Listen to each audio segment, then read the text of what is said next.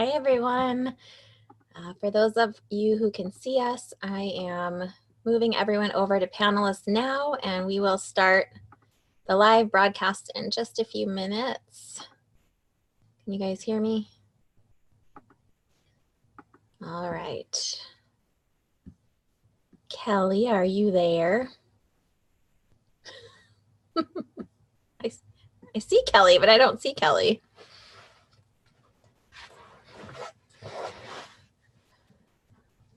Well, getting started in just a minute. I don't know if maybe her video is not working. I can't hear her. Let me unmute her.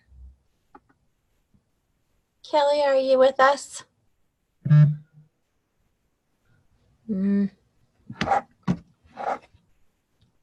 Oh no.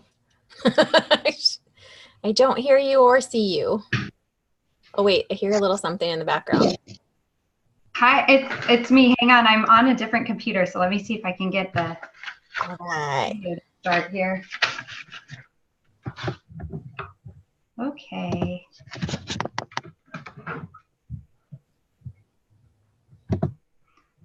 Okay, well, there's something. Yay! Yay! All right. Okay, so since we're here, we've got Bradley and Courtney. So far, Micah popped off, so I don't know if she'll be back. Okay. I'm gonna put us live on Facebook if that's okay. All right, go for it. All right, I've got a plane, so hopefully it'll do it. Okay. Okay.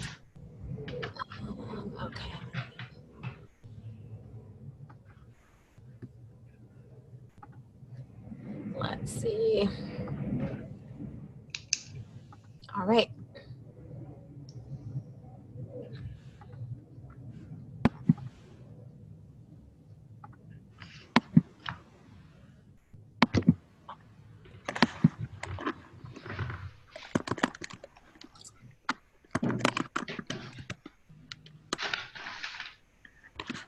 Okay. So hello everyone. We are here live today to do some mediumship group readings. I'm going to continue with the techie part and move everyone over to where we can see them. If you are on with us, if you can just mute yourself when we're not working with you so the background noise doesn't come through, I guess. All right, so the way that Kelly and I practice is called evidential mediumship, which means that we like to give details and evidence from your loved ones in the spirit world so that you can validate who they are. And the purpose of evidential mediumship really is just to prove that your loved ones are safe and at peace, that life continues on after death, and that there's nothing scary to worry about, and that they still spend time with you in your day-to-day lives and are still aware of you, of their own memories, and what's contained therein. So that's what we're doing today for those of you who are unsure. I am Giovanni. I work with Kelly Fisher, SoCal Medium. We can't hear you. I muted. I didn't want to be one of those with the background noise. You're very Hey, good. everyone. So when we work in front of a group normally, we will just organically become aware of a communicator from the other side and then give that information and start working with whoever it fits with. But for the purposes of the way we work on Facebook, we often will ask for volunteers from our panelists, from anyone who's willing to receive a reading, and then work that way. So if you guys are ready and no one has any questions, we can just get rolling. Do we have any brave volunteers of the few of you that are here today? I'll volunteer, Joy. All right. Hey, Steve, how are you? I'm good. How are you? Doing well. Thanks for coming. Turn on my video. Sorry, I have to have my glasses on because I'm old and I can't see my own screen. You're so funny. It's good to see you again. Thanks. All right. Well, there's a couple different ways we can work. We can either just see who we naturally become aware of, or you can give us first name and relationship of someone you're hoping to hear from, and then we can see if either they step forward or someone else connected to you. I'm either one. I mean, my the only one that comes to mind right now is my dad. Okay. And what's your dad's first name? Jim. Jim. All right. So give us just a second to tune in here. And we will get going. Kelly, you can jump in first if you have got him. Okay, thank you.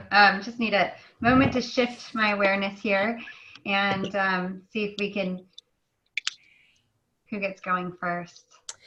Let me just check a few things with you, Steve. So with your dad, would you understand that he does live into his senior years when he passes? He's not like in his 40s or 50s, but more 60s, 70s, that age?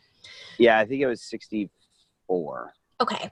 And with him, would you understand that it's a physical breakdown within his body rather than like a tragic car accident? It's something physical that takes him over?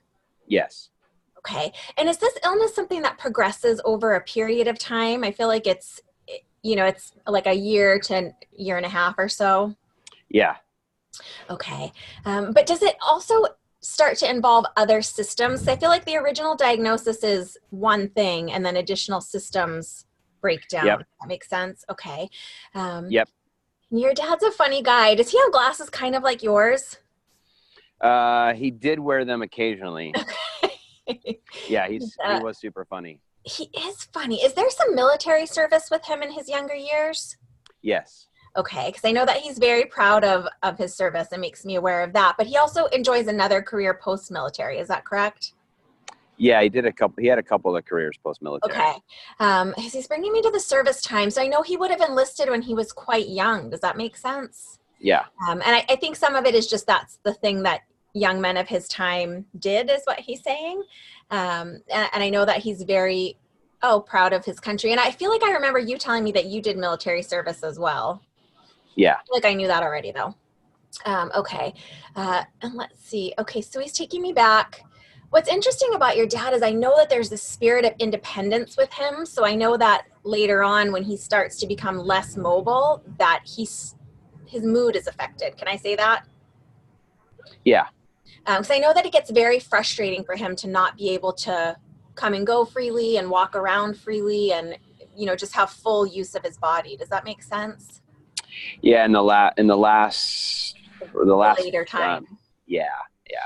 Because it feels like he maintains the ability to move around, you know, quite well for a while, but then it feels like towards the end there's a lot of slowing. Does he also end up having problems with his like ankles, lower legs in that region? I don't know how much issue he had with his lower body. Okay. Probably in the last year. But I know he was. We had him. He was in a assisted facility, definitely for the last year and a half, and he didn't get out much. That's how it feels, and it feels like it even towards the very last, I want to say, month or so, becomes difficult for him to move, like from the bed to the chair, for example. Yeah. Yeah. But I know that he feels really supported by people around him, and it's not just the staff, because I know that they're just outside his door, never far. But it feels like, do you have siblings? Nope, I'm an only child. Okay. Are there others coming in to look after him besides you, to kind of visit with him and sit with him? My mom did. I was not there. Okay. So that was in Ohio. Okay. And so my mom did, and I know a couple of his friends did. Okay, so it would have been friends and a few other relatives maybe. Because yeah. I know that he's not alone all the time. Sometimes when people are in skilled facilities, they make us aware that they spend a lot of their time alone, but he doesn't feel alone. He feels like he's got plenty of people to chat with. Does that make sense? Yeah, my mom went down there pretty much every day and spent time with him. I would say almost every day. Okay. And then some friends were down there at least once or twice a week. What's funny about him is I know he can be very, I want to say stubborn, set in his ways with certain things. But then at the same time, I'm aware that there's this charisma with him that he would have been very chatty with like the nurses and the staff and orderlies, he's saying even. He would have conversed with them on a very equal level. Does that make sense for his personality? Yeah. Oh, yeah. I know he does like certain things just so, like the angle of his TV's got to be just right. Does that make sense? Like certain things he likes a certain way. Is that fair to say? Yeah. But with that, I know that he's got this softer, humorous side to him. I don't know if you enjoyed it as much when you were a younger guy, but I feel like in your older years, he was able to, joke with you and have that type of relationship. The interesting thing, okay, so your mom is still with us in the physical? Yes. I know that he reaches through to her. Do they have like an anniversary or something significant around this time of year?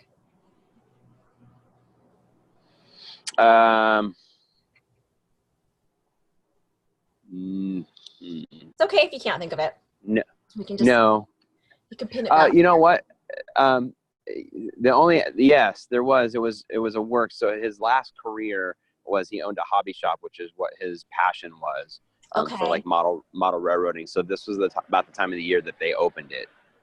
Okay, so that's interesting because it feels like there's a celebration around this time of year. It doesn't feel sad. He feels happy, but he just wants to reach through to her to, I think, just let him know that he's around. But he makes me aware that she still talks with him, and I don't know how open she is to this stuff, but she feels him around her all the time. Do you know about that? Yeah. We great. we talk about that a lot. Oh, that's actually. great. That's nice. And I know that she still keeps some framed photos of them together up in the house. Do you know about that too? Yeah. And it's funny because I know that she talks to the photos, but then I know that she also talks to him just kind of around her. And it's so cool to see because I know that he enjoys time just kind of following her around the house, which is funny because it's like he's with her all the time, spending time with her and being with her.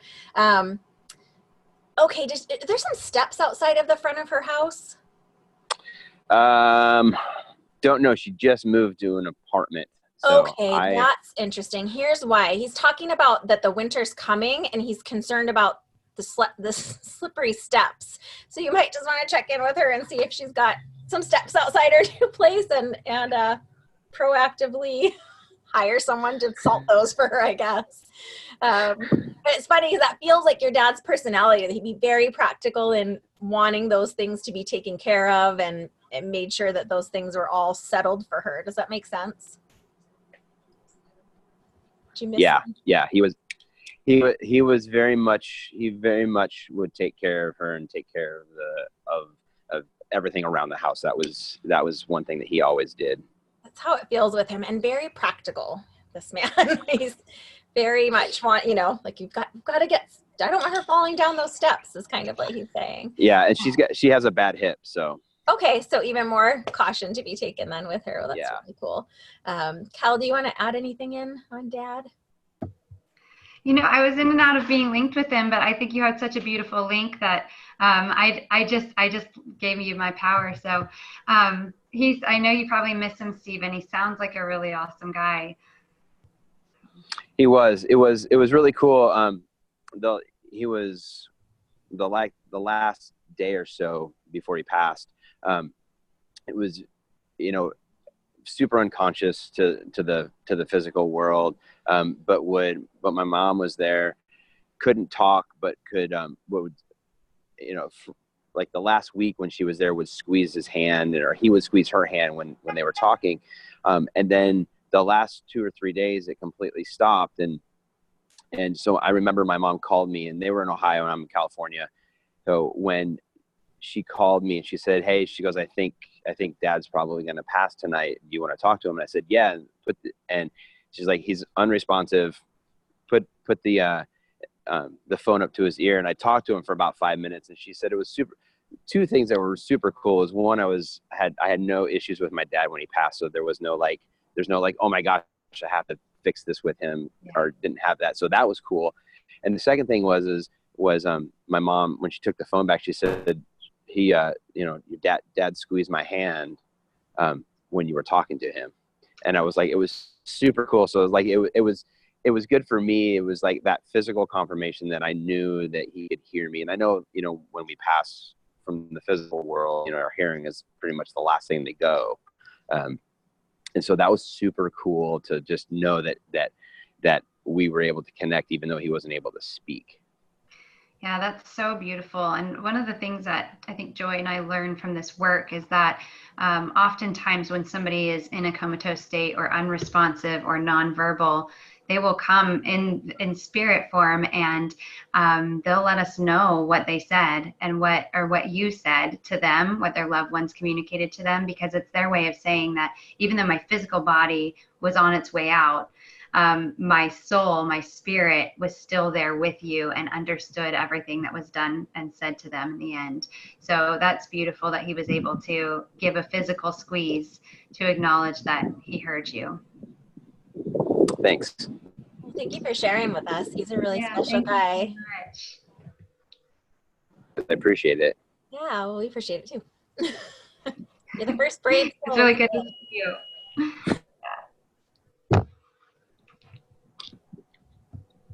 All right.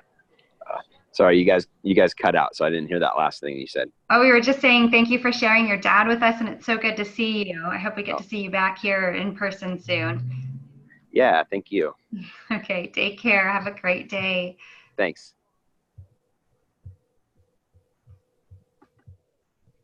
All right. Do we have another brave volunteer who would like to potentially hear from a loved one? Hi, everybody. I'll be brave. Awesome. Hi, how are you? Hi, good. How are you? Doing well. So I kind of have an interesting take on the question to see if you guys just be curious what your thoughts are. So Sure. my father has had like advanced dementia for like 2 years. It's awful. Like it's just a really sad situation. And I'm actually going back there in Iowa, and I'm going back there at Christmas time. And he probably won't know me, or he'll be very confused by it all. But it's gone on for a long time. And some of the things that my mom, who much like the last caller, sits there every day. She goes down and will sit with him and just be there, be present. Some of the things she tells me, it's like I think that he's going in and out of this world into the next. I feel like he's having some sort of visits maybe from his mother or who he really loved a lot. And I don't know. I just think that the veil is very thin right now. And I'm just, how is the best way to handle and help someone in a transition that's kind of in that space? And then I would say that my maternal grandmother has been coming to me a lot lately. She's really like a very strong presence in my like dreams and in communicating with the spirit world. So I don't know if she's trying to work through me a little bit to get to my mom, who's her daughter, to like help her through this really difficult time. And anyway, so that's kind of my question. I think it's a great question, and we often get asked about people that are in that transitional phase. I personally believe, and through my experience, feel that they do shift back and forth and spend some time in the spirit world and some time, physically present in the body. And it's very common for us to hear stories about people having visitations or seeing other loved ones that have passed over. And I believe that they are coming forward to help ease that transition and help make them feel safe and comfortable and less confused. Because if you look at it, oftentimes when they're having those visitations, they're not scared in those moments, whereas often they can be pretty scared in their physical body a lot of the time, or uncertain. It seems like in those moments when people are coming forward and talking to them that we can't necessarily see with our naked eye, they do seem to get very calm, and it seems comforting to them in some way. Kel, you wanna add in? I know you've got a lot of feelings about this too. Yeah, it's a really good question, Bradley, because it's a hotly debated topic among mediums. Some mediums will say they have to be dead. Their physical body has to be gone and pronounced dead for them to be able to communicate. But all I can speak to is my experience, and I know Joy is the same in that. And my grandmother is in the advanced stages of dementia as well. And I understand a lot of what you were talking about, because it is a terrible thing to witness, and it's also hard to go through as a loved one because you feel that you're not recognized. But where I want to go with that is I've had several mediums bring my grandmother through, my living grandmother, with dementia through in really specific, amazing detail. And I think, yeah, everything is right, but she's still living. So I do think that there must be this, like Joy was talking about, this shifting, this transition between the physical and the spiritual realm, where, because I think that their memories are accessible in the spirit realm, so that may be where they feel most comfortable. What I do know is that when I have spirit communicators who come through who tell me that they had dementia or Alzheimer's, they will say, I was very present to everything that was going on in the physical.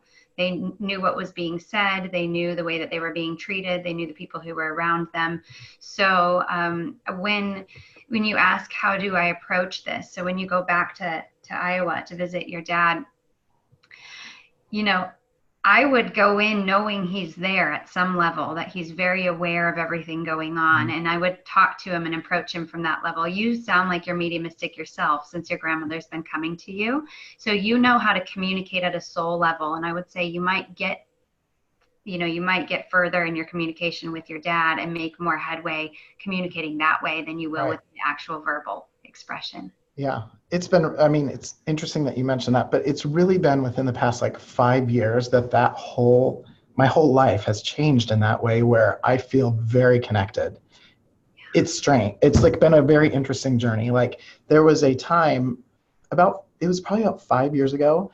And, you know, a lot of this is things that, you can access and study online or whatever, but I literally found coins every single day. Yeah. I would be walking through the Rite Aid parking lot, and I'd think to myself, I'm not going to go between these two cars. I'm going between these two cars because there's going to be coins. And there was. Like, it happened literally every day. The floor of the gym, wherever. It was crazy. And so I've been like, I knew that something was happening and shifting. And so it's been a very interesting, journey that way. But I believe that my grandmother, even though she's been dead 19 years, like one of the things that I think about, and I'd be interested to hear what you think, is like somebody that's been dead that long, in my head, I know there's no time there, but like, is it like possible that somebody can actually be back in another like incarnation, but yet still communicating with us? I always wonder how that works. Am I crazy? Well, we're the wrong people to ask. Because we don't think you are. But Joy, do you want to address that about incarnations and where you stand with that? Well, I do believe in reincarnation. There was a time when I didn't, but I do now. However, from what I've learned and in talking to the mentors that we've worked with that have, I think, like more than 100 years experience combined, what I now feel is that we come in soul groups, which I was aware of. And I think we wait for everyone to get back together to reincarnate and decide who's going to play what part. Right. The truth is, we'll all find out for sure one day. Right. When we're there, how it actually works. But I think, and Cal and I have talked about this before, I think how sad might it be for, like, for example, your mom to get there one day in the distant future, hoping to see her mom, and they tell her, oh, you just missed her by 5 minutes. She was just here and now she's a little boy. Right. So I just can't see spirit working that way. I mean, maybe it does, but I really do believe that we all come back together, you know, and like you said, time and space just works differently there. Right. And then decide again, spend some time together and decide again who's going to stay back and be a guide, who's going to come forward, and what roles we're going to play in each other's lives in this time. And I think, I mean, I do feel your grandma very present. I think she's not only coming forward to support your mom, but you as well, because I know that you had a very tight relationship with her. Is that correct? It is, but yes, up until the point, you know, I was in my early 20s. So it's like she never really got to see me as the adult that I would become, but like she has too. She does make me feel like she was nurturing and understanding with you at a young age, though. Does that make sense? Mm-hmm. I think so. Because it feels like she did know you in her own way, and maybe not with you fully getting to express who you are as an adult, but I really think she saw you and knew you even then. And I think she stays with you to support you and let you know that she does, you know, she's present and aware of your evolution as a person, but also wanting to support your family through. Yeah. Kelly, I know you've got some thoughts on the reincarnation bit too. I do, a lot. You do too? I do. I really, it makes so much sense to me. I mean, it just makes sense. Like I had a reading with a medium that his name is Ainsley McLeod. He's up in Seattle, and he, like, one of the things that he spoke a lot about was reincarnation, and it explains a lot, like, why when I go to Copenhagen, I'm like, this is more familiar to me than the streets of San Diego in some ways. You know, like, I feel like I've been there. You know, it's interesting. So I mean, it's a lot of those things. Or there are people that you meet that you feel connected to, and that you definitely know before. I believe that firmly. So I just think that explains a lot, like the evolution of who we are as souls. And so that's what I think about my dad in the situation. I'm like, I just know that he's going to be so relieved himself as a soul when he gets to go back and like be with other people that he has been without for a while. And yeah, I definitely agree with what Kelly said, that when they do come through later, they express that they were aware on some level of your presence and things that were said, even though in their physical body, they might not recognize you the same. He might think you were, an old friend and chat with you that way. But somewhere in there, yeah, I would bet you money that someday when you have a reading, in the distant future, hopefully he'll be with you a good bit longer, but that he will say he was aware of your presence and the love that you shared with him. And like Kelly said, you may be able to tune in just on more of a psychic connection level into his space and be able to communicate with him more strongly that way, since you are so in tune. That's a good idea. Yeah. Great. Well, thank you. Thanks for the questions, Bradley. Yeah, wonderful. Take care. Yeah, take care. Thanks. Okay.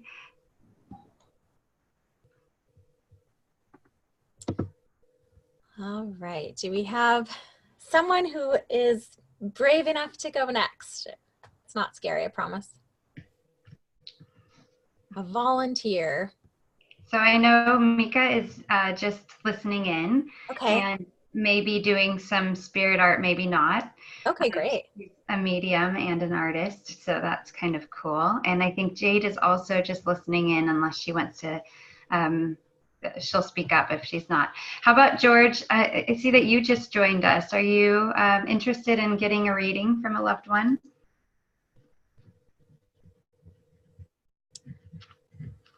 If not, that's okay. Okay too, yeah. We also have a couple callers that I don't know how to bring on as panelists, but I think we just click them if we want them to speak. And Jade is raising her hand to volunteer as well. All right. I think we just need to unmute her. Here we go. Yeah. Hey, All Jade. right, Jade, you're unmuted. Hey. Oh, maybe. Hi. Okay. How are you? I would do video, but What's going on in your world? Being a mom. It's okay. We know what you look like. You're lovely. You can move your video off if you want. I don't know really if I would. I mean, if anybody comes through, I've been thinking a lot about my friend Jenna lately. I know, Joy, I think maybe you communicated with her a long time ago, shortly after she passed. So, I don't know. I've just been feeling some stuff there lately, and I just don't know if she's trying to say something to me that I'm not picking up on, or if there's a message that she wants to get through to someone through me, if that makes sense. Okay, we can try to connect into your friend Jenna. Let me see. Oh, okay, and I just got a message also before we do that real quick, Jade. There's a caller, Rena, and she'd like to talk. So Perfect. I don't know if you see somebody named Debbie or Rena on there, but I don't, but if she could just tell us like the last two numbers of her phone number, that would let me know which one she is. Okay, perfect. I don't, on my screen, I don't see the callers. All right. Yeah, so we'll work together. Let me check in here on your friend Jenna. Can I just check real quick to see if I've got the right one? But do you understand that this is, last 5 numbers real quick, Joy 5501, okay? Okay, got it.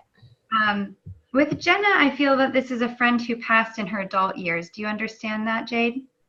Yes. Okay. And you also would understand about her that she has, that she's married or has a significant other at the time of her passing? Yes. Okay. And would it be true also that she had kids? Yes. Has kids? Was that a yes? Yes. Yes. I know. And her passing is very, the feeling is very swift, so that makes sense as well. Yeah. Okay.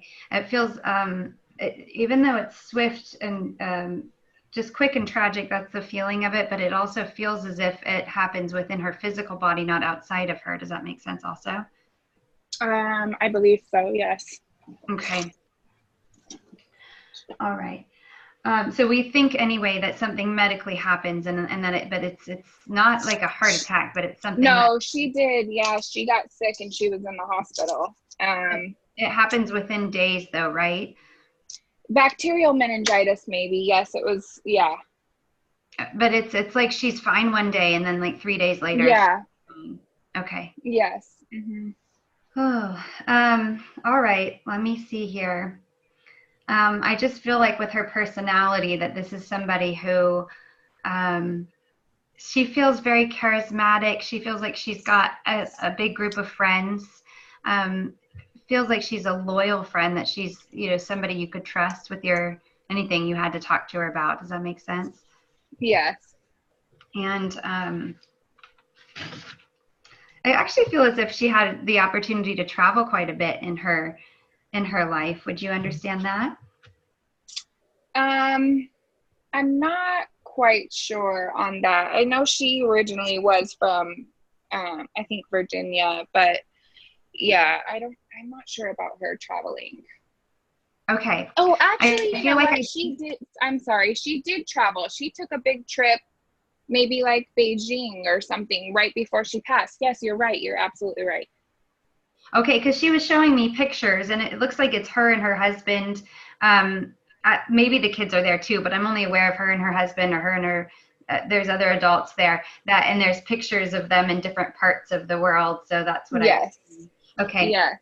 And I'm also aware of like a ski trip that I'm aware of. I don't know if you'll know this, but you might want to check, but it feels as if you would understand that she was skiing. So she's in all of her ski gear and up on the slopes. Yep. I know exactly what picture you're talking about. Okay. All right. Good. This is a friend though that you have from some time ago. I feel like you didn't meet her through a mom group like in your adult years. You know her from when you're growing up. Does this make sense? Yes. Okay. Yeah, like college age. Yeah. Yeah, that's fine. That's where I am. Okay. And it actually makes sense that you all went to college together. We were roommates, but yeah, we didn't go to college together, but we were roommates. Okay, got it. Were you roommates at the time that either one of you were taking college classes? Yes. Okay, all right. I'll take that. Okay, but there's a difference here. She's got dark hair. You've got blonde hair, so it's like a night and day sort of variation, the two of you. Very true. And I feel like it's not just that, because she says it goes deeper than just the appearance, that it was like personality wise, you're a little bit night and day as well, that there were things about her that were vastly different from you, but you complement each other well. That's what I want to say about it. Oh. You understand also that, okay, so as roommates, I feel like you guys had a lot of fun times together that I want to highlight, going out together and just late nights staying up talking about, boys or whatever your day. But I also feel as if you really could, I'm going to put it this way, if you were unhappy with something, neither one of you would be quiet about it. Can I say that? I just feel like you could voice how you were feeling, and then she would voice it back, and you guys could passionately communicate. I don't know if that's a gentle way of saying argue, but you could always find a common ground as roommates that would make it work. Does that? Can I? Yeah. That would make sense. Okay. Yes. All right, let me see where else I want to go from here. Oh, okay. When I feel like you're in each other's weddings, if you're not each in each other's weddings, I feel like one of you is a bridesmaid or something in the other one's wedding. Does this make sense? Well, she's probably talking about our other roommate, Jenna. So it was Jenna, and Jade. And yeah, Jenna Oliver was in Jennifer B's wedding. Yes. Okay, I got it. Because I see the bridesmaid dresses. That's that's funny. She brought that through to Joy too, the bridesmaids dresses. Oh, it's good because when we say, if you go to several mediums, you should get a different variation of the same message. So that means that we're tuned into the right thing. And Joy, if you've got Jenna again in here, you're welcome to jump in at any point. Let me just check, because it's been some time since I met her this way and I don't quite remember. Is she more of a type A personality than you, Jade? Like she's a very like hard on herself, high achiever? Because I feel like you're more relaxed. It might be different. She maybe was a little more relaxed than I was back then. Okay, that's interesting. Because I don't want to give you a message from the wrong person. Let's see. It's just, I'm just going to give the message of it because I know Kel's got it. It's just this feeling of that she wants you to know that you are enough, and the things you do, and the parent you are, and it's this sense that she just makes me feel this overwhelming sense that you've been questioning that a bit. And are those talks that you used to have with her where you would be encouraging her that she's doing enough, that she's good enough?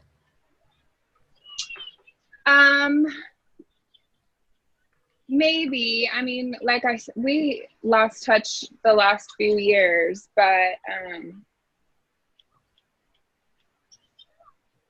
yeah, that makes sense to where my thoughts were. Because it just feels like you were an encouraging force before for her when she would get down on herself or feel too much or overwhelmed. And I think that's where I was with the overachiever, because I feel that she could get overwhelmed by being very hard on herself about things, and you would be able to kind of, smooth it over for her and just let her know, you're doing a great job and lift her up a bit. And it feels like if there's a message that she's trying to bring to you now, one of them is that she just wants to lift you up and let you know that you're doing a great job. And I know that you just took a trip home. Were you feeling her quite a bit around you when you were traveling?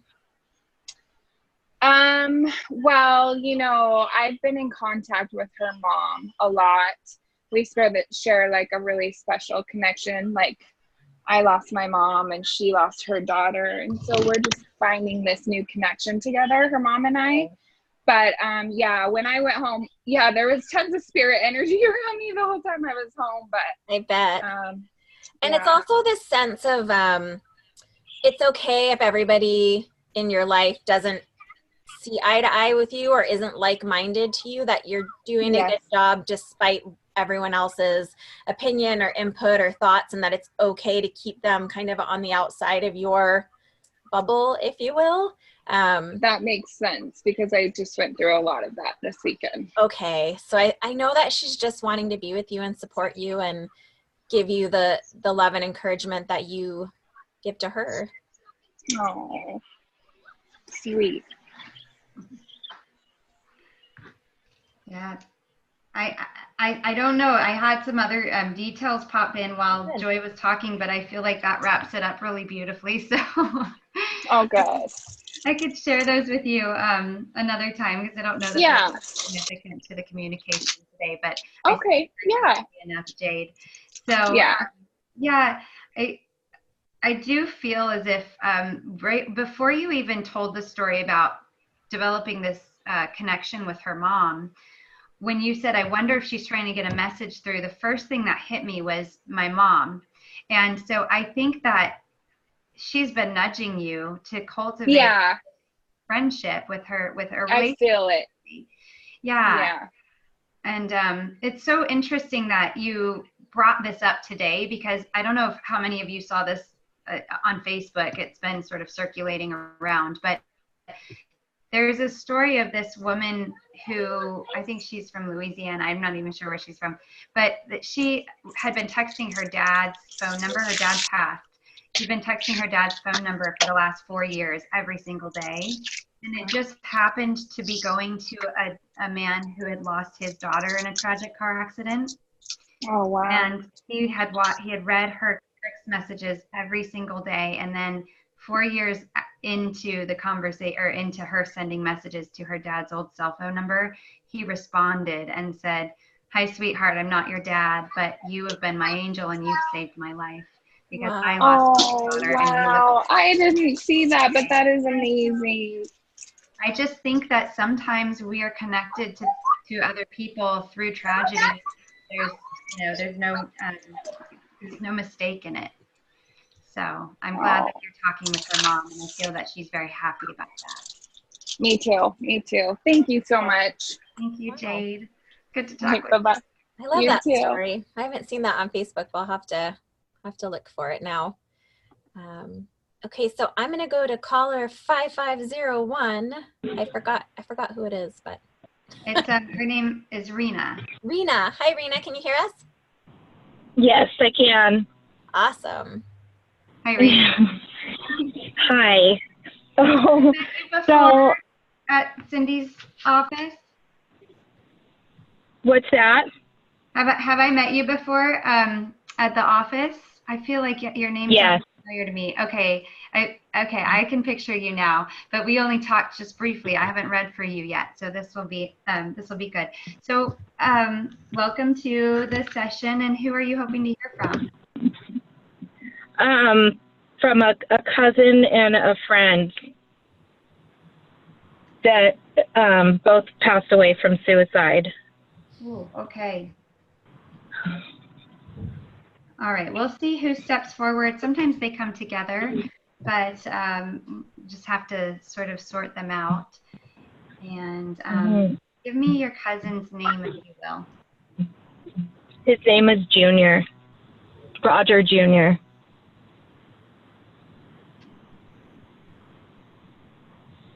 And what's your friend's name? Tony. Okay.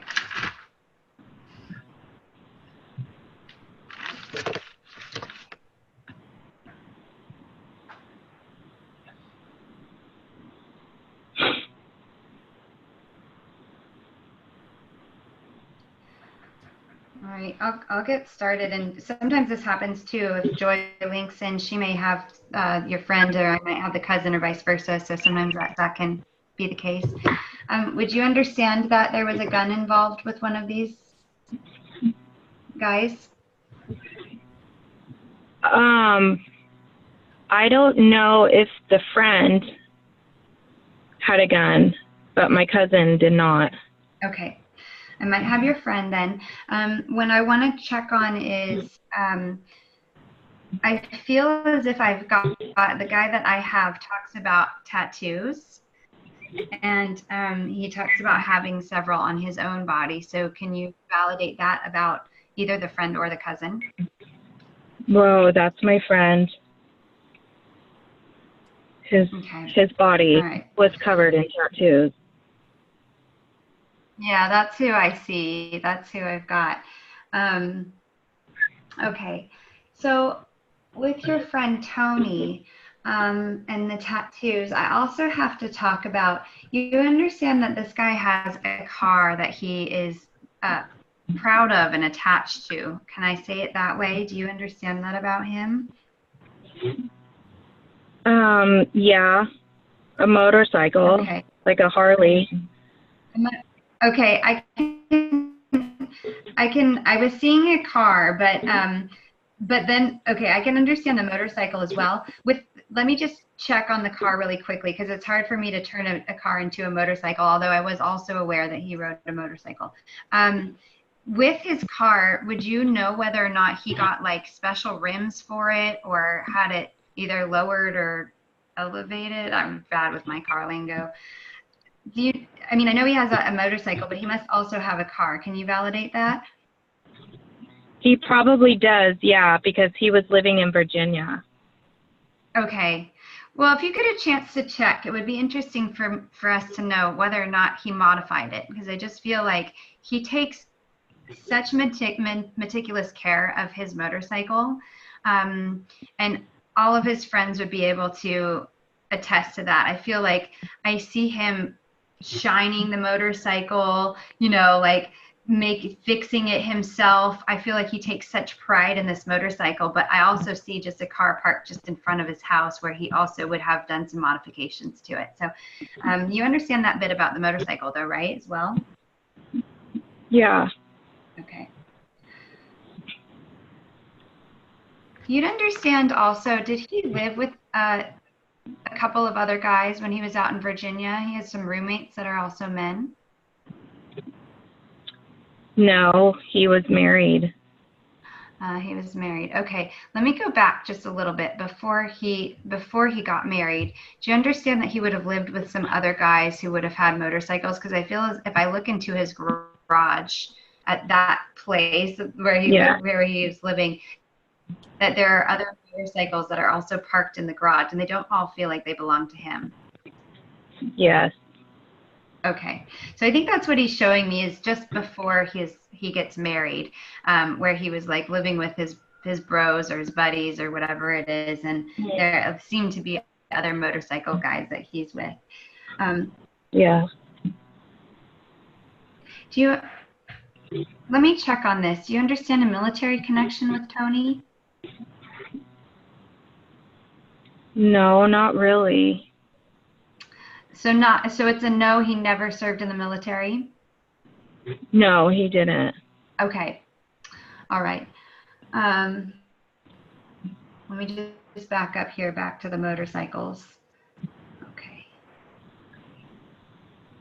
I have I have a grandfather that was covered in tattoos, and he was in the military, and he was attached to his vehicle. Okay, well, thank you for telling me that. I feel like I'm with your friend with the motorcycle and the tattooed friends who took his own life. That's who I feel that I'm with. So the military connection could be, it could be something else that I've misunderstood. You mentioned Virginia, but do you understand that where he lived in Virginia was somewhere, where your friend Tony lived was somewhere close to a military installation or a military base? Yeah. Mm-hmm. Okay. I think that's where he's getting me. And I just misunderstood it to be military service, but it's just where he lived in Virginia. Okay. So, Joy, if you want to hop in at all, you're very welcome to do so. I actually want to check. I think I might have your cousin. So let me just check a few things about him just to be sure. With him, the way he presents himself to me is that he was very intellectual but misunderstood. Does that fit for your cousin? Oh, yes. Because it's a sense that he's a very smart guy, but maybe not the most polished social skills. Does that make sense? Yes. I feel like he does very well in a one-on-one situation with someone who's willing to take the time with him, but I don't feel like he'd be comfortable in a group situation. Does that make sense? Yes. Because he makes me feel like even if there were to be like, a group of family members that was larger than a couple people, even at the house, I feel like he'd be kind of retreating to his room. Does that feel like him? Yes. He was very introvert. It just feels like he's very misunderstood because he does want to share and does like to, feel connected to people, but in his own way. It's a non-traditional way. Is that fair to say? Yes. And it just feels like he has this underlying anxiety with him as well. Would you know about that? Yes. Because it feels like it can lead into a bit of depression. Is that fair to say? Yeah. But it just feels like it's the way that he processes the world around him, if I can say that. Yes. And it feels like, was he still living at home at the time of his passing? Yes, he was. But he's already an adult. Does that make sense? Yes.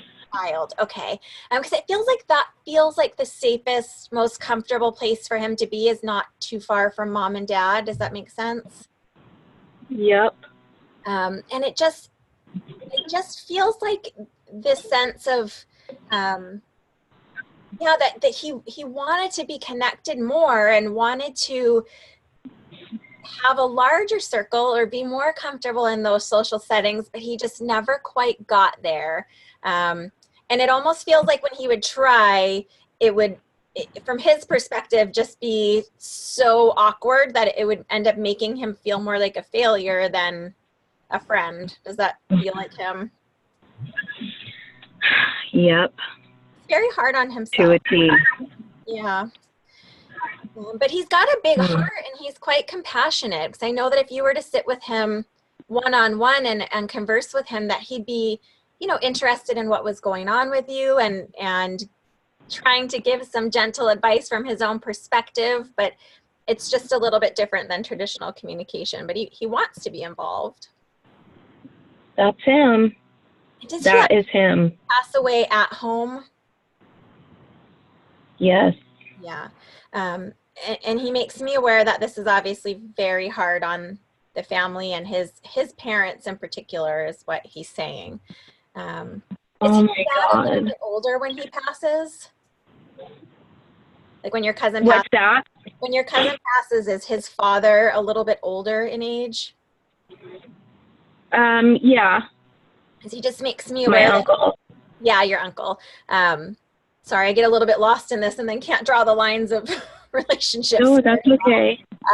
Yes, your cousin's dad is your uncle. That's good. That's good. But it's just the sense that, the way he brings it to me is my dad was older already, and this was all very hard on his, he wasn't maybe 100% healthy physically, your uncle. And then your aunt, his mom, he says that she's, her nerves are already bad, is what he's saying. So I don't know if that's just the way he understands it, that she's got these nerves, is what he's saying, her nerves, and that this didn't really help. But it's the sense that he couldn't process to find a different solution for himself. Does that make sense?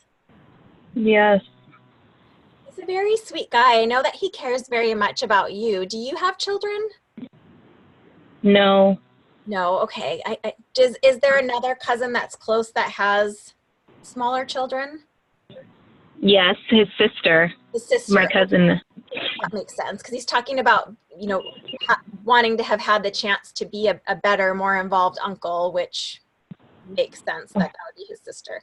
But just didn't quite establish the connection I keep saying traditional. He keeps saying that he's just very non-traditional in the way he relates.